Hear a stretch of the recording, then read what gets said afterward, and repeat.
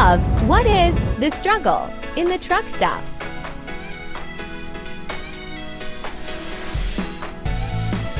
This is what we encounter often at every truck stop. The struggle is for real. It's hard to find free parking. The free parking spots will fill up very fast. If you get to the truck stop after 5 p.m., it's almost impossible to get a free parking spot. The majority of truck stops has too many parking spots that are reserved. Reserved spot, you have to pay. Parking fee is between $18 to $20 per night. And truckers can't afford it every night. Sad reality. Thank you for watching.